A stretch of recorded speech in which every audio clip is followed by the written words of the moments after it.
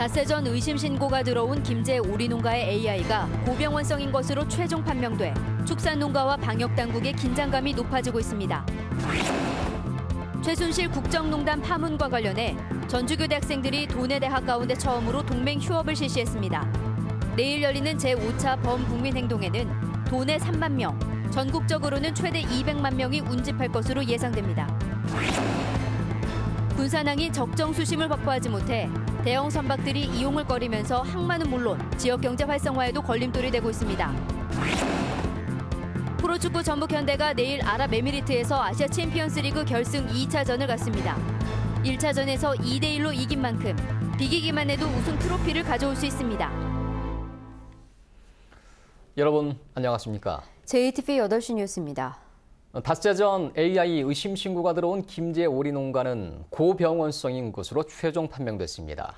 올해 유행하고 있는 H5N6로 확인돼 긴장감이 높아지고 있습니다. 정원희 기자입니다.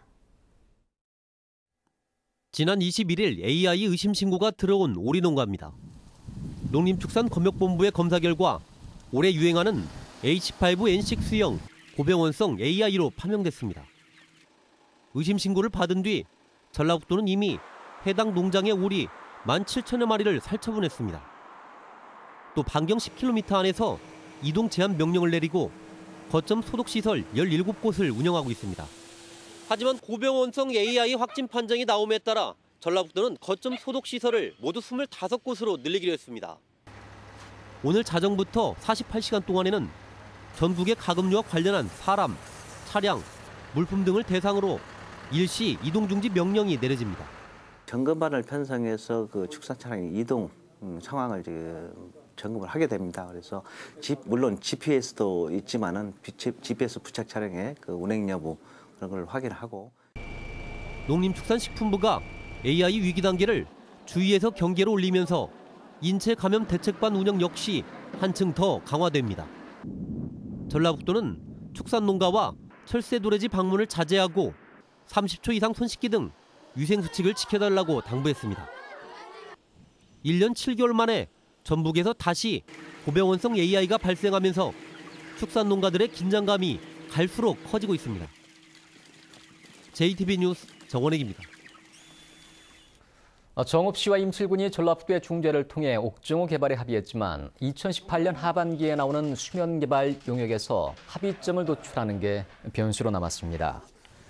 전라북도는 수변개발을 즉시 추진하되 수면개발의 경우 민관협의체를 구성한 뒤 2018년 하반기까지 용역을 통해 수질 오염을 줄이는 방안을 논의하기로 했습니다. 그러나 용역 결과를 놓고 정읍과 임실이 다시 다툼을 벌이면 옥정호 개발이 쉽지 않기 때문에 용역 결과에 최종 합의에 이를 수 있을지 주목되고 있습니다. 새만금개발청 신청사의 이전 시기와 입지가 내년 초에 확정됩니다. 지난 2013년 9월에 문을 연 새만금개발청은 세종시에 청사를 두어 새만금으로 청사를 옮겨야 된다는 주장이 끊임없이 제기돼 왔습니다. 전라북도는 개발청의 이전을 둘러싼 용역이 올해 안에 나오기 때문에 내년 초쯤 청사 이전 시기와 입지 문제가 확정될 것으로 보고 있습니다. 최순실 국정농단 파문과 관련해 예비교사인 전주교대 학생들이 도내대학 가운데 처음으로 동맹 휴업을 실시했습니다. 내일 예정된 제5차 범국민행동에는 최대 200만 명이 운집할 것으로 예상되는 등 박근혜 대통령의 퇴진을 촉구하는 여론이 더욱 높아지고 있습니다. 이승환 기자의 보도입니다.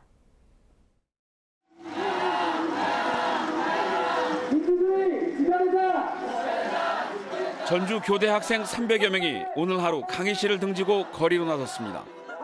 이들은 사상 초유의 국정농단에 대해 훗날 아이들에게 올바른 역사와 민주주의를 가르치고 싶다고 밝혔습니다. 예비교사로서 우리도 가만히 있을 수 없다. 대한민국의 민주주의를 지키기 위해 아이들에게 참된 사회를 물려주기 위해 동맹위원 및 투쟁을 계속할 것이다. 참가자들은 박근혜 대통령이 2차례 사과를 했지만 거짓 해명에 이어 자신의 약속도 지키지 않고 있다고 비난했습니다. 특검을 받겠다고 말을 했음에도 불구하고 지금 특검을 받지 않겠다고 하는 것은 대통령으로서 마지막까지 저희가 국민이 요구할 수 있는 마지막 기회까지 차버린 거라 생각하기 때문에. 또 촛불이 쉽게 꺼질 거라고 생각한다면 오산이라며 책임을 지고 퇴진할 것을 촉구했습니다. 지금 국민들이 궁금해하는 모든 의혹들을 깨끗하게 밝혀주시고 그것에 대해 책임을 지는 게 맞다고 생각합니다. 주말을 맞아서 내일은 제5차 범국민 행동이 전국에서 동시다발적으로 진행됩니다. 오후 5시부터 전주, 군산, 익산, 정읍에서 열리는 도민 총궐기에 3만 명이 모일 것으로 예상되고 전국적으로는 최대 200만 명이 참가할 것으로 전망됩니다.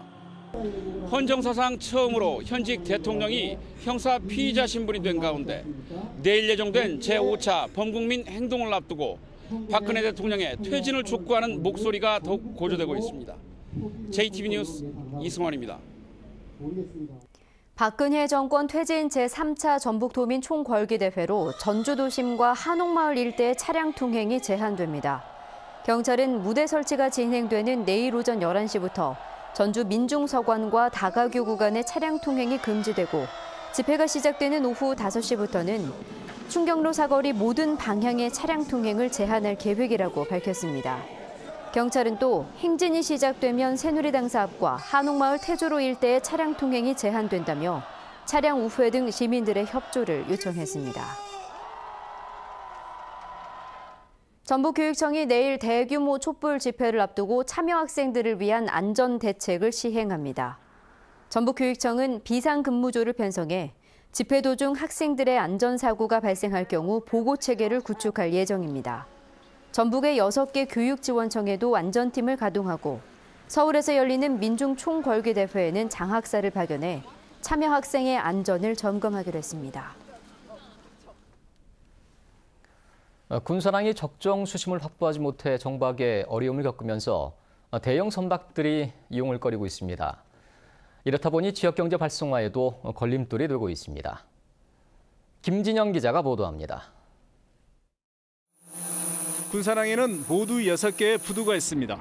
최대 5만 톤급 대형 선박까지 정박할 수 있습니다. 그러나 적정 수심을 확보하지 못해 군사랑을 찾는 대형 선박들이 정박에 어려움을 겪고 있습니다. 수심이 10m로 알고 들었는데 수심이 한 9m나 8.5 되면 1.5가 부족하잖아요. 예. 그럼 배가 그만큼 땅이 얹혀요, 뻘에. 군사랑의 부두별 계획 수심은 1부두에서 3부두가 9m에서 11m, 5부두 11m, 6부두 13m, 7부두 14m입니다. 그러나 실제 수심은 1부두에서 3부두가 6m에서 8m, 5부두가 9m에서 10m, 6부두가 10m에서 11m, 7부두가 11m에서 12m에 불과합니다. 금강 상류에서 해마다 600만 세제곱미터의 토사가 밀려와 쌓이면서 군사랑 수심이 그만큼 낮아지고 있습니다. 적정 수심 확보를 위해서는 쌓이는 토사를 제거해야 하지만 예산 부족으로 절반 정도만 준설하는 실정입니다. 유지준설 부분은 조금 미흡하게 이렇게 예산이 반영되는 측면이 있습니다. 예. 정부에서도 여기에 유지준설을 다 쏟아부을 수 없는 여건도 아마 고려가 됐을 겁니다. 제가 봤을 때. 사정이 이렇다 보니 화주들의 군사랑 깊이로 군사랑이 침체되는 악순환이 되풀이되고 있습니다. 군사랑은 상시 준설 체제가 되지 않다 보니 대형 선박이 12시간씩 기다리는 그런 큰 어려움이 있습니다. 그러다 보니까 기업 물류비의 증가 요인이 되고 또 신규 항로나 신규 화물 유치에 큰 어려움이 따르고 있습니다. 지역 발전의 중심에 있는 군사랑이 활성화될 수 있도록 적정 수심을 확보할 수 있는 대책을 시급히 마련해야겠습니다. JTB 뉴스 김진영입니다. 전주시가 동학농민혁명 관련 유적지와 전적지를 역사문화 관광자원으로 만드는 사업을 본격 추진합니다. 전주시는 동학농민군과 관군이 치열한 전투를 벌인 곤지산 등 완산공원 일대에 내년까지 동학농민혁명 역사관을 조성하고 초록바위와 한옥마을을 연결하는 탐방로를 만들기로 했습니다. 또한 내후년부터 2022년까지 동학농민혁명 문화관 같은 거점 시설을 조성하고 삼천 우림교 등 농민군 수경지를 정비하기로 했습니다.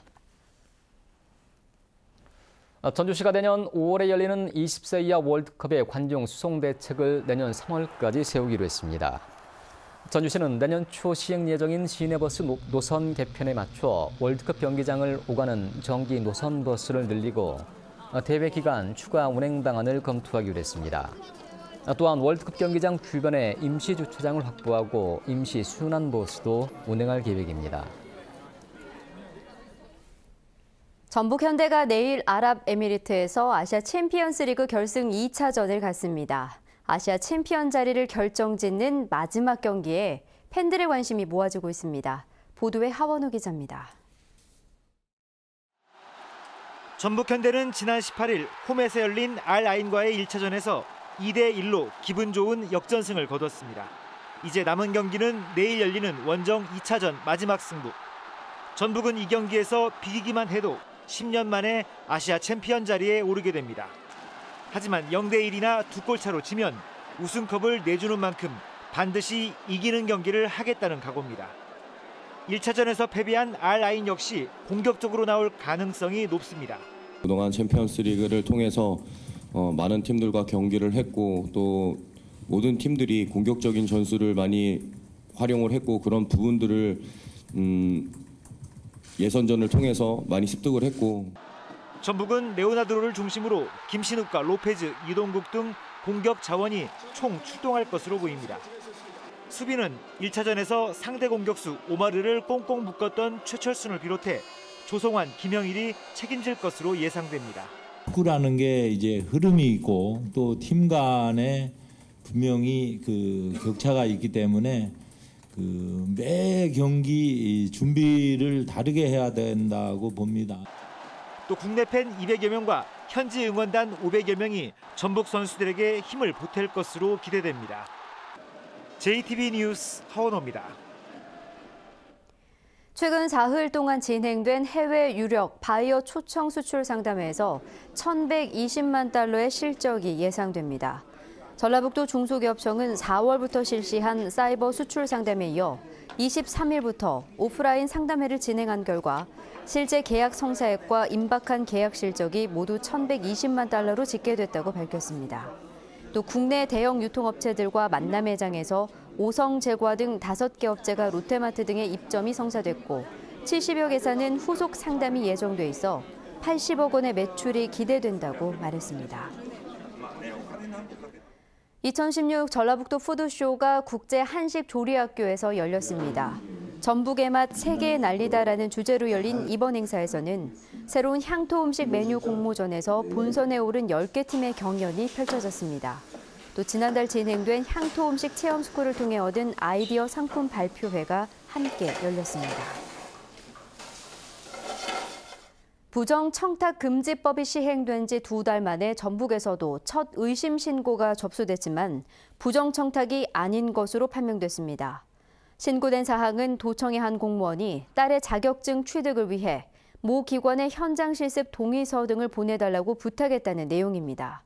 그러나 전라북도는 단순히 서류를 보내달라는 전화 통화를 참석하지 않은 현장 실습을 인정해달라는 내용으로 잘못 이해한 데다 청탁일자가 김영란법 시행 이전인 9월 13일이어서 처벌할 수 없다고 설명했습니다.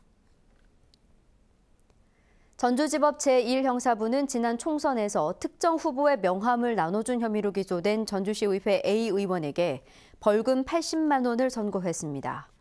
A 의원은 지난 2월 전주의 한 웨딩홀에서 열린 전주시 통장연합회장 이취임식에서 통장 등 100여 명에게 특정 후보의 명함을 배포한 혐의로 기소됐습니다. 완산경찰서는 자신의 형부 집에서 귀금속을 훔친 혐의로 24살 김모 씨를 불구속 입건했습니다. 김 씨는 지난달 전주시 완산구에 있는 형부 32살 이모 씨의 집에 들어가 금반지와 목걸이 등 250만 원어치의 귀금속을 훔친 혐의입니다. 전주지법 형사 3단독은 아내의 대화 내용을 몰래 녹음한 혐의로 기소된 35살 김모 씨에게 징역 6개월의 집행유예 1년, 자격정지 1년을 선고했습니다. 아내의 외도를 의심해온 김 씨는 이혼 소송에서 유리한 증거를 확보하기 위해 지난해 9월 아내의 가방에 소형 녹음기를 넣어두고 아내와 다른 사람의 대화 내용을 몰래 녹음한 혐의로 기소됐습니다. 전북은 오늘 전주 8.5도, 지난 6.2도 등에 머물렀습니다. 주말인 내일은 가끔 구름이 많겠습니다. 아침 최저기온은 영하 4도에서 영하 1도, 낮 최고기온은 5도에서 7도로 오늘보다 낮겠습니다. 오후부터는 비가 시작돼 밤까지 이어지겠습니다. 예상 강우량은 5mm 안팎으로 많지 않겠습니다. 바다의 물결은 0.5에서 1.5m로 일겠습니다. 전주기상지청은 일요일부터 기온이 오르기 시작해 평년 수준을 되찾을 것으로 내다봤습니다.